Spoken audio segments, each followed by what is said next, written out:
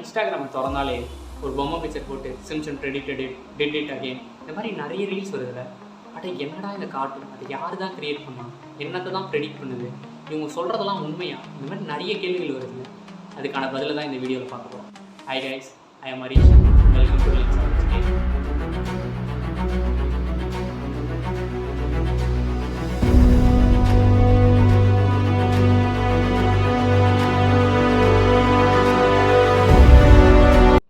Simpson கார்ட்டூனை create பண்ணது யாருன்னு பார்க்கலாம். இந்த சிம்சன் கார்ட்டூனை கிரியேட் பண்ணது மேட் க்ரோயிங். இது முழுக்க அமெரிக்காவில் வாழ்கிற மக்களை பேஸ் பண்ணி எடுக்கப்பட்ட இந்த கார்ட்டூன். இது அவங்க வாழ்கிற லைஃப் ஸ்டைல், அவங்க எப்படி நடந்துப்பாங்க, லைக் அவங்கள முழுக்க அவங்கள மட்டும் பேஸ் பண்ணி எடுக்கப்பட்ட ஒரு கார்ட்டூனாக தான் இதை காமிச்சிருக்காங்க. அது மட்டும் இல்லாமல் நிறைய ஹியூமர்ஸ் ப்ளஸ் அட்வான்ஸான டெக்னாலஜிகள் நிறைய இதில் இருக்குது. இதனால தான் மக்களால் அப்போவே பேசப்பட்டிருக்கு. லைக் 1989 இது வெளியே வந்திருக்கு. லைக் வந்ததுலேருந்தே மக்கள்கிட்ட பெரிய ரீச்சில் இருந்திருக்கு. இந்த கார்ட்டூனில் இருக்கிற நிறைய சீன்ஸ் இப்போ நடக்கிற இன்சிடெண்ட்டோட ஒத்து போகுது. லைக் அதுக்கு சில எக்ஸாம்பிள்ஸ்லாம் சொல்கிறேன். 9/11 இன்சிடென்ட் சொல்லி அமெரிக்காவில் நடந்திருக்கும். பில்டிங்கில் ஏரோப்ளைன் கிராஷ் ஆகி ஒரு பெரிய இன்சிடெண்ட்டாக நடந்திருக்கும். இது அமெரிக்காவில் ஒரு முக்கியமான இன்சிடெண்ட்டாக, ரொம்ப பெரிய லெவலில் பேசப்பட்ட ஒரு இன்சிடெண்ட். ஸோ இதை பற்றி ஒரு தனி வீடியோவே நான் போடுறேன். அது அப்கமிங் வீடியோவாக வரும். ஸோ தென் அதுக்கடுத்தது ஸ்மார்ட் வாட்சஸ்ஸு 2014 தான் நம்மளுக்கு ஸ்மார்ட் வாட்சஸே இன்ட்ரடியூஸ் பண்ணாங்க. பட் 1995லேயே சிம்சனோட ஒரு சீன்ஸில் நினைக்கிறேன், அதில் ஸ்மார்ட் வாட்சஸில் ஒருத்தவங்க பேசுகிற மாதிரி காமிச்சிருப்பாங்க. இப்படி அது 1995லேயே இந்த அளவுக்கு கரெக்டாக கெஸ் பண்ணி ப்ரெடிக்ட் பண்ணி எப்படி பண்ணாங்கன்னு சொல்லி தெரியல.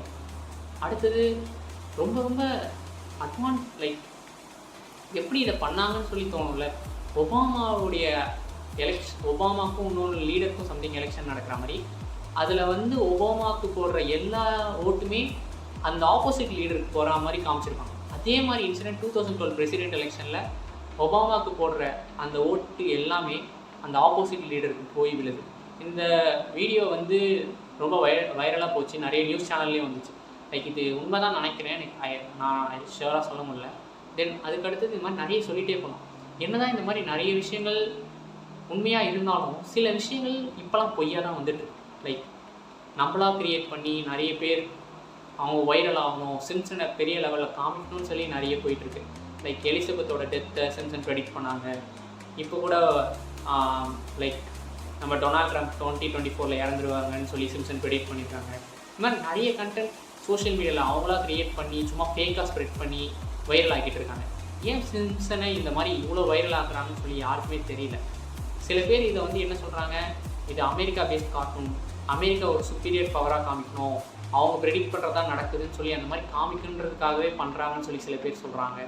சில பேர் இல்லை, மேட் க்ரோயிங் ஒரு டைம் ட்ராவலர், அதனால தான் இந்த மாதிரி அட்வான்ஸான ஒரு டெக்னாலஜிக்கெலாம் பேஸ் பண்ணி இவ்வளோத்தையும் அவர் கெஸ் பண்ணி ப்ரெடிக்ட் பண்ணியிருக்காரு அப்படின்னு சொல்லி சொல்கிறாங்க. சில பேர் இது கோஇன்சிடெண்ட்டாக தான் நடந்திருக்கும்.